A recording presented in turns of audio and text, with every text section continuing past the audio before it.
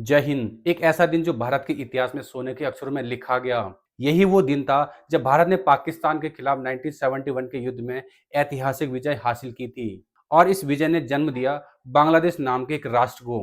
आज हम बात करेंगे उस वीरता, रणनीति और बलिदान की कहानी की जिसने भारत को दुनिया के सामने गर्व से सिर ऊंचा उठाने का मौका दिया।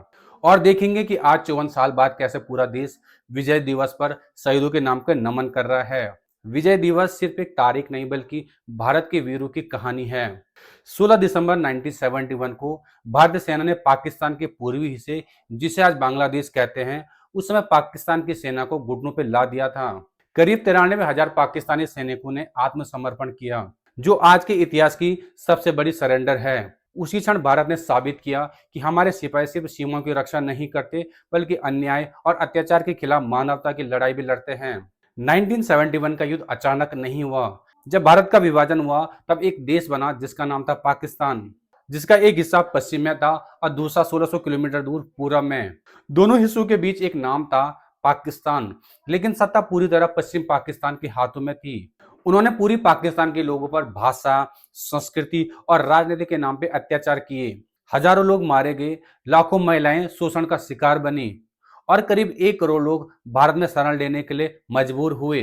भारत के सामने एक दोहरी चुनौती थी, एक तरफ मानवीय संकट तो दूसरी तरफ राष्ट्र की सुरक्षा का खतरा।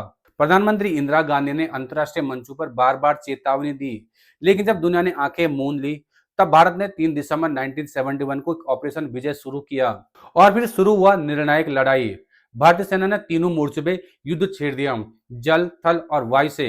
पूर्वी मोर्चे पे लेफ्टिनेंट जनरल जगजीत सिंह अरोड़ा के नेतृत्व में ढाका की ओर तेजी से बढ़त बना दी। वही वायुसेना ने पाकिस्तान के एयरबेस ध्वस्त कर दिए और नौसेना ने कराची बंदरगाह को जलमग्न कर दिया। लेकिन इस युद्ध में एक और मोर्चा खुला था, कूटनीति का। दुनिया उस समय 2 गुटों में बटी थी, एक तरफ अमेरिका का पूंजीवादी गुट और दूसरी तरफ सोवियत संघ का साम्यवादी गुट। वहीं भारत का झुकाव रूस की तरफ था। इंदिरा गांधी ने रूस के साथ treaty of peace, friendship and corporation sign किया था। इसे अमेरिका को लगा कि भारत अब रूस के साथ चला गया है। दूसरी तरफ पाकिस्तान अमेरिका का पुराना सहयोगी था। जब भारतीय सेना ने ढाका में बढ़त बना ली थी तो अमेरिका ने भारत पर दबाव डालने के लिए अपना 7th फ्लीट बंगाल के खाड़ी में उतार दिया। लेकिन भारत नहीं डरा, क्योंकि उस समय भारत के इरादे फौलाद जैसे मजबूत थे। जब अमेरिका ने अपने 7th फ्लीट को बंगाल की खाड़ी की ओर बढ़ाया तो सीधा सीधा भारत को डराने की कोशिश की थी। उसी दौरान भारत का सबसे भरोसेमंद साथी सोवियत संघ मैदान में उतर आया। सोवियत संघ ने हिंद महासागर की ओर कूच किया और कुछ ही समय में वहां शक्ति संतुलन पूरी तरह बदल गया। अब अमेरिका की धमकी बेअसर हो चुकी थी। भारत ने दिखा दिया था कि राष्ट्र अपने संकल्प पर अडिग रहता है, उसे कोई भी महाशक्ति झुका नहीं सकती। और फिर इतिहास बना। 1971 का युद्ध भारत के रणनीति, साहस और अंतर्राष्ट्रीय समझ का एक ऐसा उदाहरण बन गया जिसे पूरी दुनिया को दिखा दिया था कि भारत अगर ठान ले तो असंभव को संभव बना सकता है। भारत डटा रहा और जीत गया। 16 दिसंबर 1971 को ढाका से रेसकोर्स मैदान में लेफ्टिनेंट जनरल ए नियाजी ने भारतीय सेना के सामने आत्मसमर्पण कर दिया।